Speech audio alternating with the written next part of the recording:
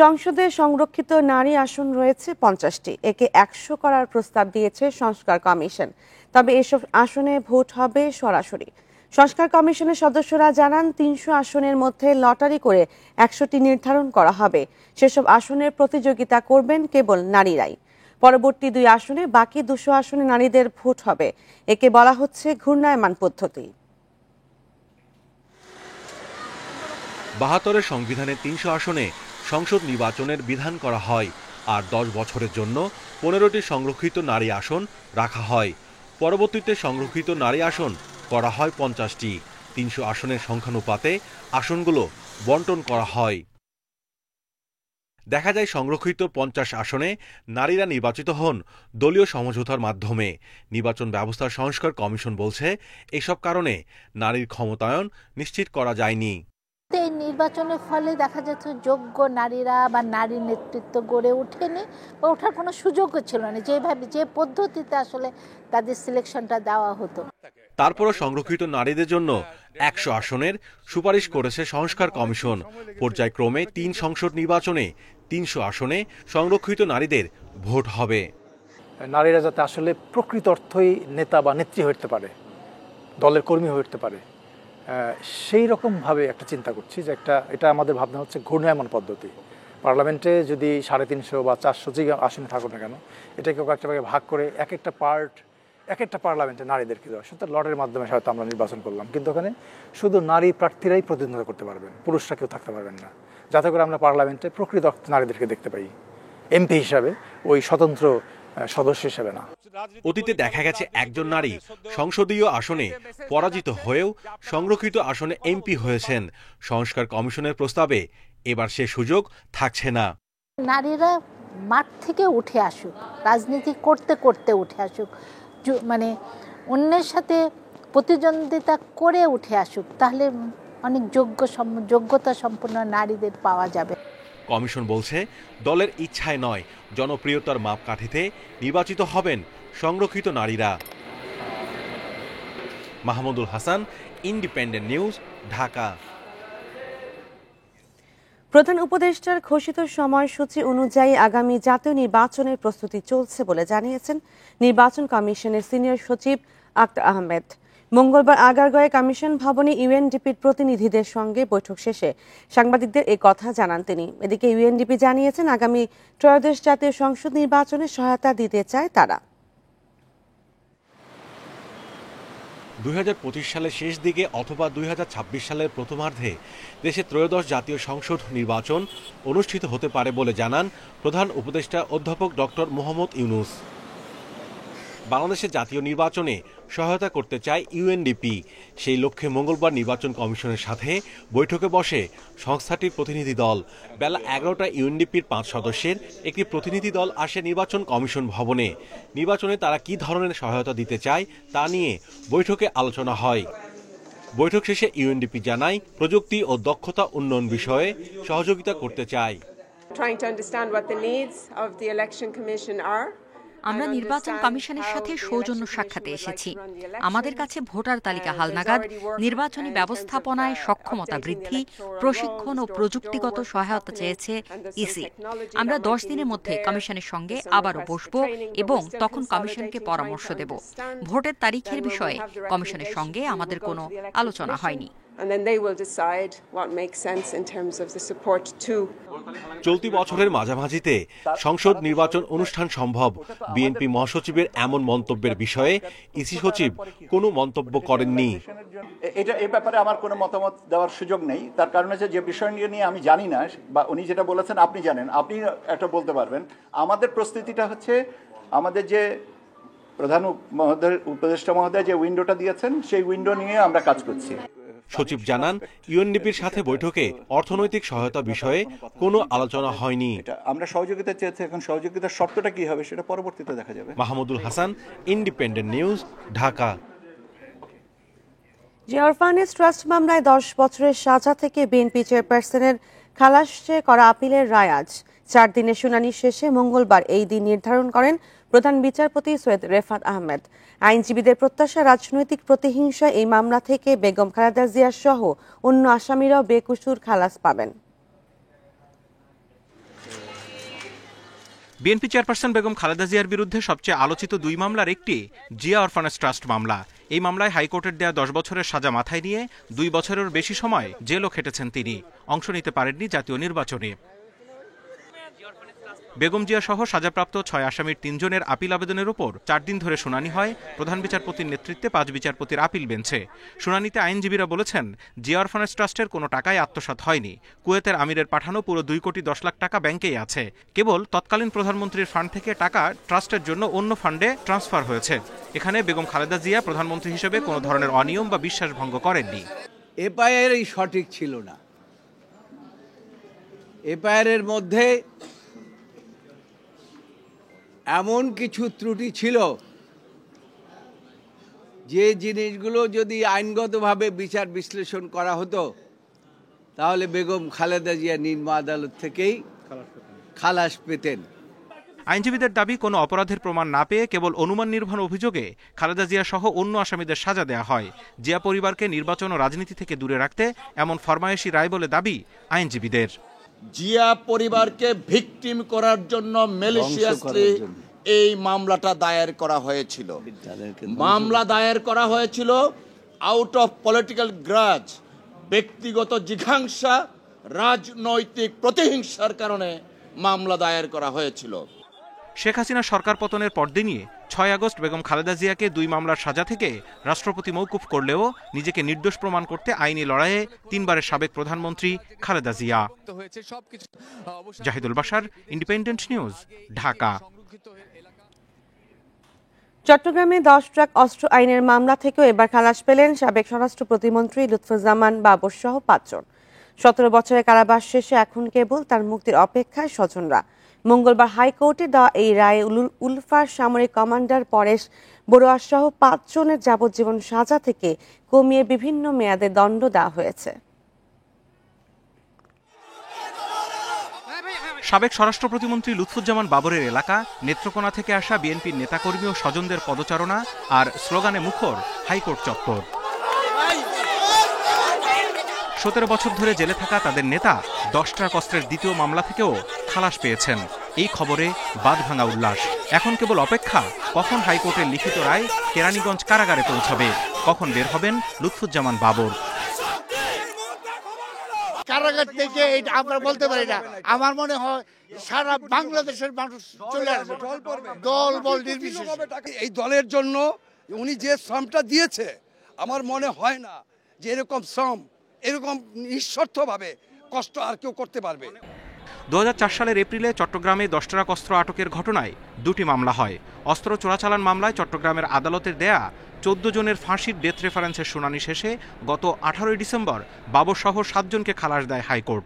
এছাড়া অস্ত্র আইনের মামলায় চট্টগ্রামের আদালতের দেয়া 14 জনের যাবজ্জীবনের দণ্ডের আপিল শুনানি শেষে মঙ্গলবার বাবর সহ 5 জনকে খালাস দিয়ে রায় দিল হাইকোর্টের একই বেঞ্চ। খালাস পেয়েছেন জনাব লুৎফুজ্জামান বাবর, জনাব মহসিন তালুকদার, জনাব একেএম এনামুল হক এবং জনাব রেজ্জাকুল হায়দার এবং জনাব নুরুল আমিন।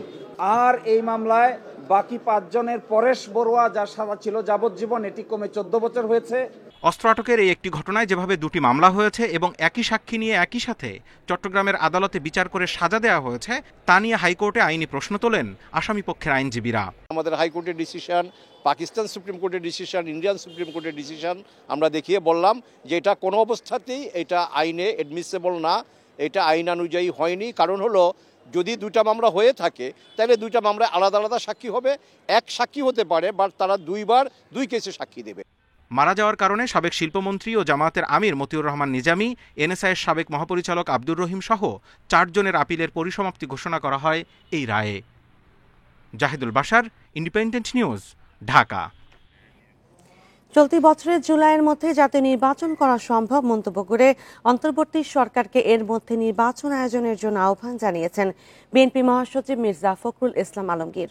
মঙ্গলবার সকালে গুলশানে বিএনপি চেয়ারপারসনের কার্যালয়ে এক সংবাদ সম্মেলনে তিনি আহ্বান জানান। সোমবার রাতে বিএনপির স্থায়ী কমিটির বৈঠকের বিষয়ে মঙ্গলবার দুপুরে বিএনপি চেয়ারপারসনের গুলশানের কার্যালয়ে সংবাদ সম্মেলনের আয়োজন করে বিএনপি। সেখানে দলটির মহাসচিব বলেন, বিএনপি মনে করে জাতীয় নির্বাচনের আগে স্থানীয় নির্বাচনের আয়োজন করার প্রয়োজন নেই। এর ফলে জাতীয় নির্বাচনের আরও দেরি হবে। এটা জাতীয় সংসদ নির্বাচনের পূর্বে স্থানীয় সরকার নির্বাচনের কোনো প্রশ্নই ওঠে না, কারণ এখন তো ফোকাসটা পুরো দেশের পুরো জাতির হচ্ছে আপনার এই জাতীয় সংসদ নির্বাচনের উপরে, এবং ক্রাইসিসটা ওই জায়গাতেই।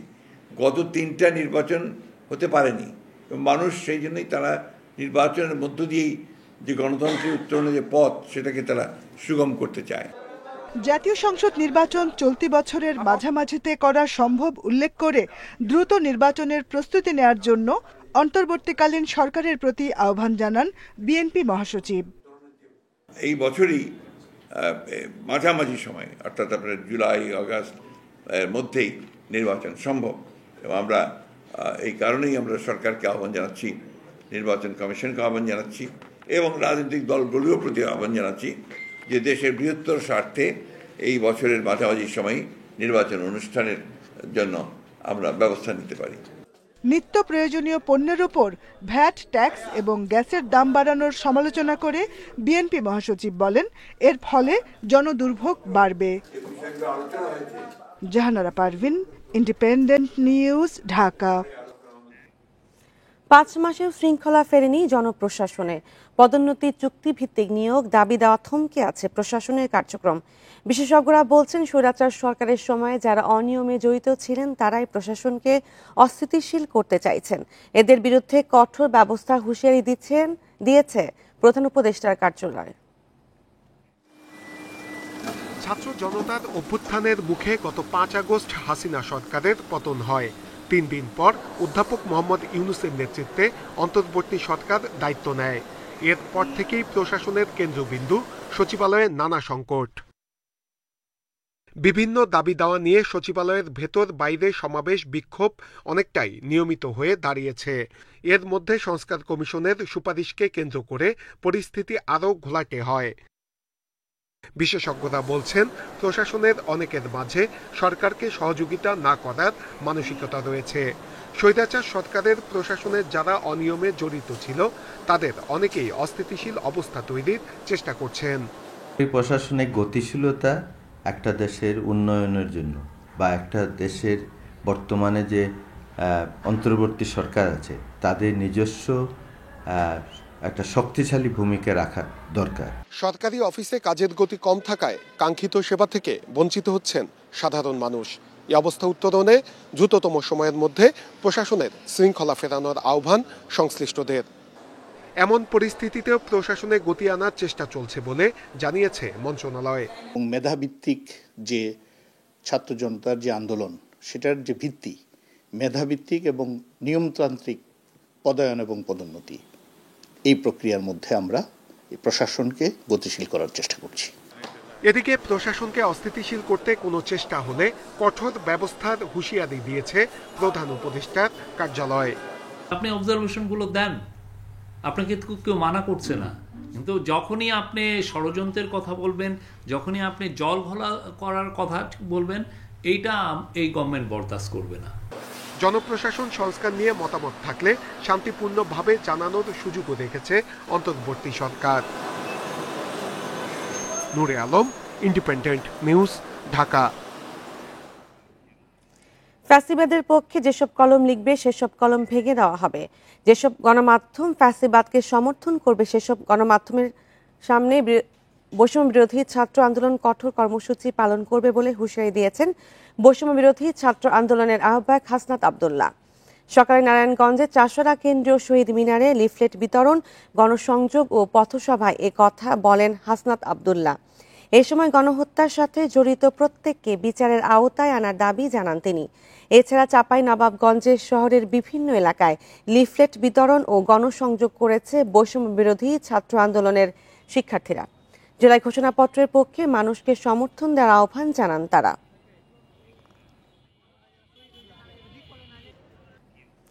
বিগত কয়েক মাস ধরে ফুটপাত দখল ও চাঁদাবাজি পরিমাণ বেড়েছে নারায়ণগঞ্জ শহরে। বিভিন্ন সময় প্রশাসন নানা রকম উদ্যোগ নিলেও তা কাজে আসেনি।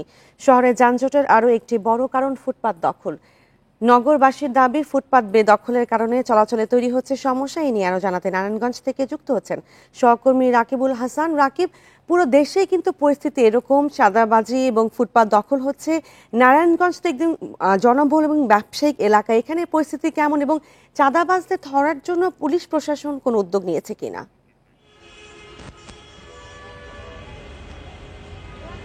দেখুন, নারায়ণগঞ্জ শহরের যেই বড় সমস্যাগুলি আছে এর মধ্যে কিন্তু একটা হচ্ছে ফুটপাত দখল।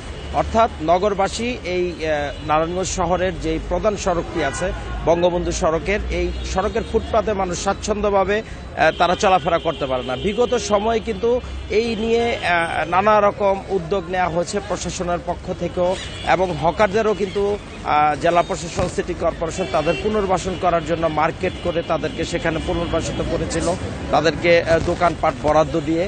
তারপরেও কিন্তু সেই একই অবস্থা চলতে, নারায়ণগঞ্জ শহরের এই ফুটপাত দখল করে তাদের ব্যবসা চালাতে হবে হকারদের, এবং একটি শ্রেণী কিন্তু এখান থেকে ব্যাপক পরিমাণ চাঁদাবাজি করছে। বিগত সময়ে অভিযোগ ছিল পুলিশের বিরুদ্ধে তারা এই চাঁদাবাজির সাথে তারা যুক্ত ছিল, এবং গত 5 বছর যাবৎ যেই প্রেক্ষাপটটা তৈরি হয়েছে সেটা হচ্ছে যে বিগত সময় যেই পরিমাণ দোকান ছিল শহরে ফুটপাতগুলিতে, এটা এখন প্রায় দ্বিগুণ হয়ে গেছে। অর্থাৎ যেই জায়গাগুলি খালি ছিল সেখানেও কিন্তু আরো দোকানপাট বেড়েছে।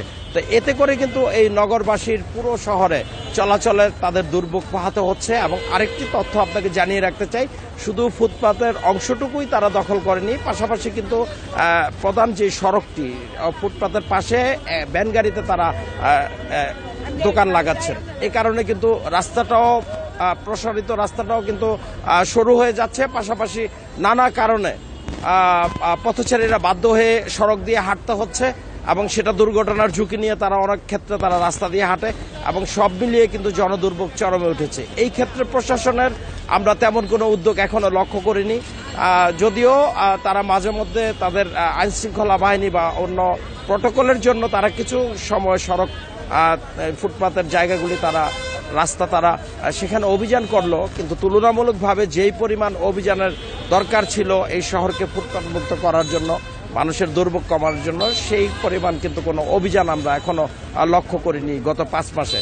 এবং এই ক্ষেত্রে কিন্তু নারায়ণগঞ্জবাসীর, আমরা নাগরিক কমিটির অন্যান্য নেতৃবৃন্দ যারা আছে এবং নারায়ণগঞ্জের সুশীল প্রতিনিধি যারা আছে তাদের সাথে আমরা কথা বলেছি, তারা কিন্তু এই বিষয়টি জানিয়েছেন যে আসলে মানুষের যে ছোট্ট একটি শহর নারায়ণগঞ্জ শহরের এই বঙ্গবন্ধু সড়কে, সেখানে একেবারে নিতাইগঞ্জ থেকে চাষারা পর্যন্ত মানুষ যেন স্বাচ্ছন্দ্যভাবে চলাফেরা করতে পারে, সুন্দর একটি পরিবেশ থাকে, এই বিষয়ে যেন প্রশাসন তারা সেই পদক্ষেপ নেয় এবং পুরো শহরটা যেন একটা শৃঙ্খলার মধ্যে ফিরিয়ে আনে, এমনটাই কিন্তু তারা দাবি জানিয়েছেন।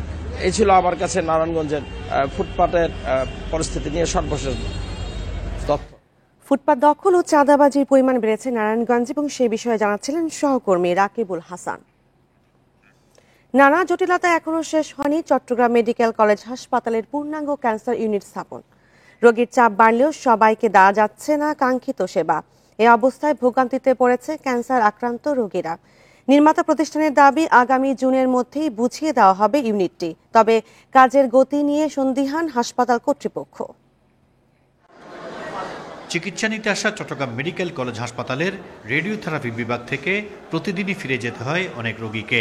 এমন বাস্তবতায় 180 শয্যার ক্যান্সার ইউনিট স্থাপনের উদ্যোগ নেয় সরকার। অনুমোদনের পর তা বাস্তবায়নের দায়িত্ব পায় গণপূর্ত বিভাগ। ব্যয় ধরা হয় 2388 কোটি 30 লাখ টাকা। 2019 সালের জুলাই থেকে 2022 সালের জুনের মধ্যে কাজ শেষ করার কথা থাকলেও নানা জটিলতায় কাজ শুরু হয় 2021 সালের জুনে। চলতি জুনেই তা শেষ করার দাবি সংশ্লিষ্ট দপ্তরের। প্রজেক্টটা 2019 সাল থেকে 2022 সাল পর্যন্ত ছিল, কিন্তু সবকিছু বুঝে পেয়ে আমরা ওয়ার্ক অর্ডার দিয়েছি আসলে 2021 সালের জুন মাসে। তো সেই কারণে এটা প্রজেক্টের মেয়াদ আসলে আমাদের কিছুটা বৃদ্ধি করা লাগছে। আমরা 2025 জুন পর্যন্ত কাজটা হবে এই হিসাবে এগিয়ে যাচ্ছি। দৈনিক আউটডোর ও ইনডোর মিলিয়ে 200 শতাধিক রোগীকে দেয়া হচ্ছে ক্যান্সারের চিকিৎসা। সীমিতভাবে প্রতিদিন 25 জনকে কেমো ও 110 জনকে দেয়া হচ্ছে রেডিওথেরাপি। ইউনিটটি চালু হলে আরও বেশি রোগীকে সেবা দেওয়া সম্ভব বলছেন চিকিৎসকরা। যদি আমরা নতুন দুটোটা ব্র্যাকি এবং টেলিথেরাপি দুটো আইসোটোপ নতুন ইনস্টল করতে পারি, তাহলে আমরা অল্প সময়ের মধ্যে পেশেন্টের উপকার হয় এভাবে ট্রিটমেন্ট দিতে পারবো। সুতরাং তাহলে আমাদের দুটো জিনিস এই মুহূর্তে দরকার, মেশিন আছে, দুটো আইসোটোপ দরকার, কোবাল্ট-60 টেলিথেরাপিটিন এবং ব্র্যাকিথেরাপিটিন। আগামী জুনে ইউনিটটি বুঝিয়ে দেওয়ার কথা থাকলেও এখনও বাকি অনেক কাজ, ফলে তা চালু নিয়ে সন্দিহান হাসপাতাল কর্তৃপক্ষ। প্রকল্পের মেয়াদ প্রথমে ধরা হয়েছিল 3 বছর এবং এটা পর্যায়ক্রমে ওরা আস্তে আস্তে বাড়াচ্ছে। এখন এটা বলা হয়েছে 2025 জুন পর্যন্ত। আমার মনে হয় না এটা 2025 জুন পর্যন্ত এটা হবে, এটা আরও 6 মাস আর আরও 1 বছর লাগার সম্ভাবনা বেশি। 17 তলা ভবনের 2য় থেকে 7ম তলা পর্যন্ত নির্ধারিত রাখা হয়েছে 180 শয্যার ক্যান্সার ইউনিটের জন্য। Ahsan Riton, Independent News, Chattogram. চলতি জানুয়ারি মাসে ধীরে ধীরে বাড়ছে তাপমাত্রা, সারা দেশেই কমছে শীতের প্রকোপ। আবহাওয়া ও জলবায়ু গবেষকরা বলছেন গত বছরের মতো এবছরও তাপমাত্রা তীব্র আকার ধারণ করতে পারে। ফেব্রুয়ারি থেকেই দাবদাহের কবলে পড়তে পারে দেশ। জানুয়ারিকে বলা হয় বছরের সবচেয়ে শীতল মাস, অথচ এখন দুপুরে রাজধানীর তাপমাত্রা 27 থেকে 28 ডিগ্রি সেলসিয়াস পর্যন্ত উঠছে। শীতল এই মাসে দিনে গড় তাপমাত্রা থাকার কথা 25 ডিগ্রি সেলসিয়াস। আবহাওয়া অধিদপ্তর বলছে জানুয়ারিতে গড়ে 3টি মৃদু থেকে তীব্র শৈত্যপ্রবাহ বয়ে যাওয়ার কথা থাকলেও এ মৌসুমে এখন পর্যন্ত 2টি মৃদু শৈত্যপ্রবাহ হয়েছে। দিনের তাপমাত্রায় দেখা দিয়েছে ব্যাপক তারতম্য, জলবায়ু পরিবর্তনের প্রভাব দৃশ্যমান। প্রতি মাসে আমরা দেখি স্বাভাবিক অপেক্ষা প্রায় 0.5 ডিগ্রি বা 0.6 ডিগ্রি এর কাছাকাছি বেশি থাকে। জানুয়ারি মাসে এবছর একটা ব্যতিক্রম মনে আছে এবং এটা আসলে অস্বাভাবিক। সামনের বছরগুলোতে আমাদেরকে আসলে আরও দেখতে হবে যে আসলে এর পরিবর্তনটা বা বিবর্তনটা কীরকম হয়। গেল বছর ফেব্রুয়ারিতে 29 থেকে 30 ডিগ্রি সেলসিয়াসের তাপমাত্রা ওঠে। মার্চ জুড়েই ছিল তাপদাহের আঁচ, আর জুলাই মাসে একটানা ছিল তাপপ্রবাহ। আবহাওয়ার এমন আচরণ এবছরেও থাকার আশঙ্কা করছেন গবেষকেরা। বাসাবাড়ি ও যানবাহনে এসির অতিরিক্ত ব্যবহার এবং বনভূমি ও জলাধার কমে যাওয়ায় আবহাওয়ার এমন বৈরী আচরণ। হাওর বাওর নদ নদী জলাশয়গুলি ছিল, আমরা এগুলি অনেকটাই ধ্বংস করে ফেলছি। এসি ডিপেন্ডেন্ট হয়ে গেলে আপনার এনার্জি ক্রাইসিস তৈরি হবে, সাথে তৈরি হবে আপনি বা আশেপাশের পরিবেশকে আপনি উত্তপ্ত করে তুলছেন। এসি ডিপেন্ডেন্ট না হয়ে ন্যাচারাল ডিপেন্ডেন্ট হওয়া যায় কিনা সেই দিকে খেয়াল রাখাটা বোধহয় জরুরি, যেহেতু গ্লোবাল ক্লাইমেট চেঞ্জকে আমরা কন্ট্রোল করতে পারছি না, কেউই পারছে না। কিন্তু আমরা লোকাল ক্লাইমেট চেঞ্জ, আমাদের যে ক্লাইমেট চেঞ্জ আমরা নিজেরা যেটা করছি সেটাকে কিন্তু কন্ট্রোল করা সম্ভব যদি আমরা প্ল্যান করে আগাই। 2024 সালে ইতিহাসে সবচেয়ে উষ্ণতম দিন ছিল 22 জুলাই। এই সময় বিশ্বের গড় তাপমাত্রা বেড়েছে 1.6 ডিগ্রি সেলসিয়াস। অথচ প্যারিস চুক্তি অনুযায়ী 2025 সালের মধ্যে বিশ্বের গড় তাপমাত্রা 1.5 ডিগ্রি সেলসিয়াসের নিচে রাখার প্রতিশ্রুতি দেয় বিশ্ব নেতারা। বাস্তব চিত্র ঠিক তার উল্টো। Shahriar Anirban, independent news, Dhaka. মাত্র 4 বছরে বিশ্ব ঐতিহ্য টাঙ্গুয়ার হাওরে পরিযায়ী পাখির সংখ্যা অর্ধেকে নেমে এসেছে। ফাঁদ পেতে ও দেশীয় যন্ত্র দিয়ে অবাধে শিকার করায় প্রতি বছর কমছে পাখির আনাগোনা। স্থানীয়রা বলছেন শীত মৌসুমে তৎপরতা বেড়ে যায় শিকারীদের। শীত এলেই সাইবেরিয়া, মঙ্গোলিয়া, চীন সহ বিভিন্ন দেশ থেকে পরিযায়ী পাখি আসে টাঙ্গুয়ার হাওরে। তবে দিন দিন আশঙ্কাজনক হারে কমছে হাওরে পাখির আনাগোনা।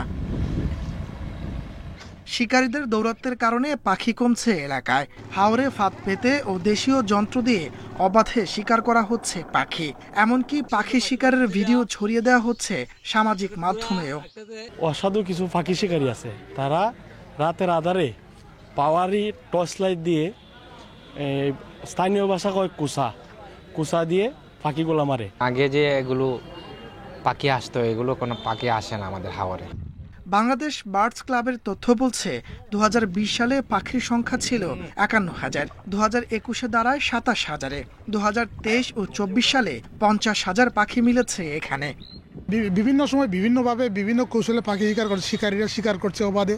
এখানে প্রশাসন দেখেও না দেখার জন্য বান করছে। প্রশাসনের কর্মকর্তারা বলছেন পাখি শিকার রোধে তদারকি বাড়ানো হয়েছে। এরই মধ্যে শাস্তির আওতায় আনা হয়েছে কয়েকজনকে। আমরা প্রশাসন থেকে কিন্তু যথেষ্ট সচেতন আছি, আর ইতিমধ্যে প্রশাসনের তরফ থেকে আমরা 2 জন পাখি শিকারীকে গ্রেপ্তার করেছি। গ্রেপ্তার করে তাদেরকে জেল হাজতে প্রেরণ করা হয়েছে। যারা এরকম পাখি শিকার করবে তাদেরকে অবশ্যই আমরা আইনের আওতায় নিয়ে আসব। টাঙ্গুয়ার হাওরের ঐতিহ্য ফিরিয়ে আনতে স্থানীয়দের সচেতন হওয়ার পাশাপাশি দায়িত্বশীলদের কঠোর নজরদারির দাবি পরিবেশবিদদের। Independent news. আর এই নিয়ে আরো জানাতে সুনামগঞ্জ থেকে যুক্ত হচ্ছেন সহকর্মী জাকির হোসেন। জাকির, প্রশাসন তো বলছেন যে তারা সচেতন আছেন, কিন্তু স্থানীয় জনতাদের মধ্যে এই বিষয়ে সচেতনতা কেমন এবং তারা এই বিষয়ে কতটুকু জানে সেটা কি আপনি জানেন?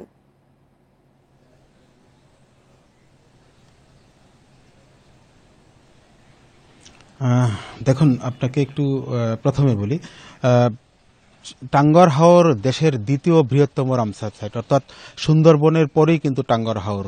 কিন্তু টাঙ্গুয়ার হাওর আসলে রক্ষণাবেক্ষণের অভাব রয়েছে, যার ফলে শুধু পাখি নয়, সব যে অন্যান্য যে আরো জলজ উদ্ভিদ বা গাছ রয়েছে সেসব জিনিস কিন্তু রক্ষণাবেক্ষণ করা হচ্ছে না। আর এই ডিসেম্বরের মাঝামাঝি সময় থেকে শুরু করে ফেব্রুয়ারি প্রথম সপ্তাহ পর্যন্ত টাঙ্গুয়ার হাওরে পরিযায়ী পাখি বিশ্বের বিভিন্ন প্রান্ত থেকে আসে। আর প্রতি বছরই আমরা দেখি এই সব পাখি নিধন অর্থাৎ পাখি শিকার কিন্তু বেড়েই চলেছে। আর প্রশাসনের পক্ষ থেকে সবসময় যেটা বলা হয় যে ব্যবস্থা নেওয়া হবে, তাদের অভিযান চালিয়ে পাখি শিকারীদেরকে ধরা হবে, এটা আসলে প্রতি বছরে এমন একটি কথা বলা হয়। কিন্তু আসলে দু একজন পাখি শিকারীকে ধরলেও কিন্তু যে টাঙ্গুয়ার হাওরের যে রক্ষণাবেক্ষণ সেভাবে কিন্তু আমরা দেখে আসছি হচ্ছে না, যার ফলে আমরা প্রতিবেদন আপনি নিশ্চয়ই দেখেছেন, গত 5 বছরের যে পরিসংখ্যান পাখি শুমারি থেকে এসেছে, পর্যায়ে প্রতি বছরই কিন্তু দেখছি আমরা পাখির সংখ্যা কিন্তু কমছে। এই বছরও যদিও এখন পর্যন্ত পাখি শুমারি শুরু হয়নি, অথবা এই চলতি মাস নাগাদই পাখি শুমারি হবে, তখন হয়তো বা আমরা এই মাসের খবরও জানতে পারবো যে কি পরিমাণ পাখি এই বছর এসেছে। তবে আমরা নিজে যেটা দেখছি, পাখি অন্যান্য বছরের তুলনায় অর্থাৎ গত বছরের তুলনায় এবার কিন্তু পাখি অনেকটাই কমে গেছে। আর পাখি শিকারীদের বিষয়ে আসলে জনসচেতনতামূলক কার্যক্রম বিভিন্ন স্থানীয় যে স্বেচ্ছাসেবী সংগঠন তারা করছে, কিন্তু আসলে তাদেরকে কোনোভাবেই কিন্তু থামানো যাচ্ছে না।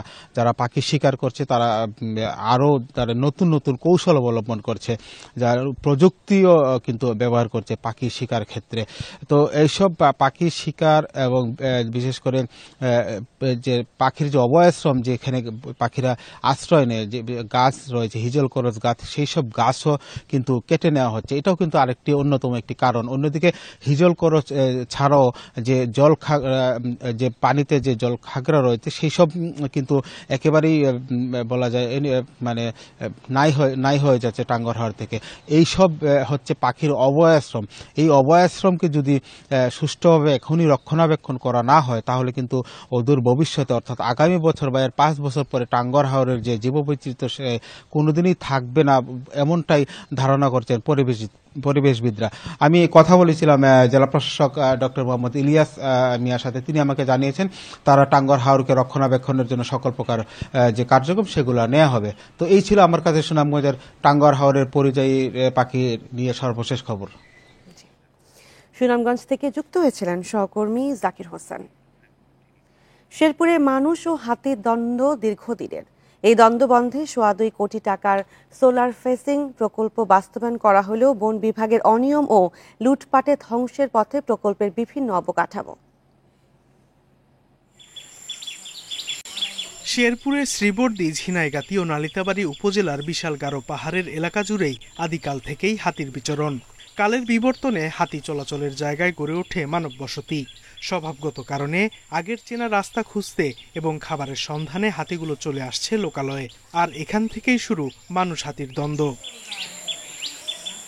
মানুষ আর হাতির এই দ্বন্দ্বে গত 10 বছরে 35 জন মানুষের সাথে 30টি হাতিও মারা গেছে। ক্ষতি হয়েছে বসতবাড়ি, ফসলের ক্ষেত ও গাছপালার। লোকালয়ে হাতি প্রবেশ বন্ধে 2017 সালে 1,25 লাখ টাকা ব্যয়ে 11 কিলোমিটার এবং পরের বছর 90 লাখ টাকা ব্যয়ে 10 কিলোমিটার সোলার ফেন্সিং স্থাপন করে বন বিভাগ। নিম্নমানের কাজ ও রক্ষণাবেক্ষণের অভাবে প্রকল্পে এখন দৃশ্যমান কয়েকটি খুঁটি ও ছেঁড়া জিআই তার। বন বিভাগের কর্মকর্তাদের বিরুদ্ধে কোটি টাকা লোপাটের অভিযোগ স্থানীয়দের। সরকারি টাকা দিছে, যা দেয়ার দিছে, কাজ ঠিকভাবে করার জন্য দিয়েছে, কিন্তু তারা মাইরা নিয়ে গেছে, কাজটা ঠিকভাবে করেনি। যে টাকা বাজেট ছিল সেই টাকার কাজ করে নাই, না করার কারণে সোলার ফেন্সি তার খুব দ্রুত নষ্ট হয়ে গেছে, যেটা আমাদের কোনো কাজে আসেনি। মানে যারা ফরেস্টার ডিপার্টমেন্টরা ডিফু রেঞ্জাররা আত্মসাৎ করলো, আত্মসাৎ করে এই অবস্থা ফেন্সিং তার বুকাস দিয়া 3 লক্ষ 4 লক্ষ করে মাইর দিয়ে খেলো। রক্ষণাবেক্ষণের অভাবে বন্ধ হবার পথে প্রকল্পটি, জানালেন সংশ্লিষ্ট কর্মকর্তা। এটা যে সময় তৈরি করা হয়েছিল তখন তো আমি ছিলাম না, তখন কিভাবে হয়েছিল, কেমন হয়েছিল এটা আমার ব্যক্তিগতভাবে আমি জানি না, কিন্তু মনে হয় যে মোটামুটি ওই প্রকল্প এটা তো টেন্ডারের মাধ্যমে হয়েছে, আমাদের কোনো এখতিয়ার নাই, আমাদের একমাত্র এখতিয়ার দেখাশোনার দায়িত্ব। প্রকল্প বাস্তবায়নের দায়িত্বে থাকা তৎকালীন রেঞ্জ কর্মকর্তা রবিউল ইসলাম 5 আগস্টের পর থেকে পলাতক বলে জানায় বন বিভাগ। Independent news. নারিকেল জিঞ্জিরা হিসেবে পরিচিত দেশের প্রবাল দ্বীপ সেন্ট মার্টিনে গত 2 বছর ধরে গাছে নারিকেল নেই।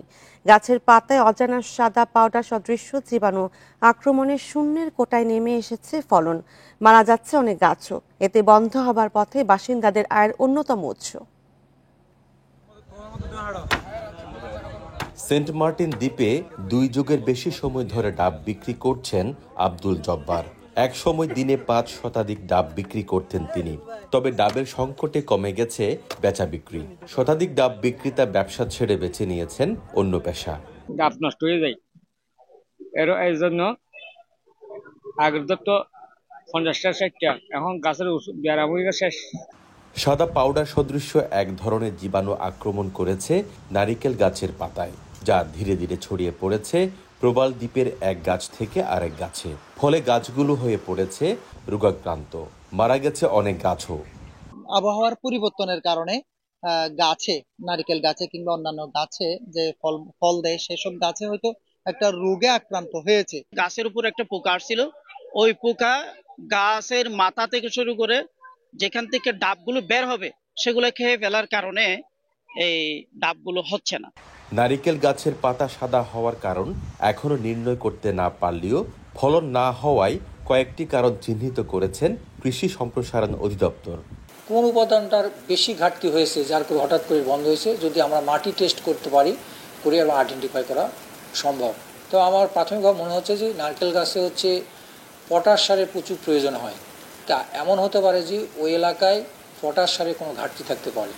কক্সবাজার জেলায় 688 হেক্টর জমিতে নারিকেল গাছের বাগান রয়েছে। এসব বাগান থেকে বছরে 12,921 মেট্রিক টন নারিকেল পাওয়া যায়। তৌফিকুল ইসলাম, ইন্ডিপেন্ডেন্ট নিউজ, কক্সবাজার। আর এই ছিল এখনকার সংবাদে ইন্ডিপেন্ডেন্ট সংবাদে সাথে থাকার জন্য ধন্যবাদ।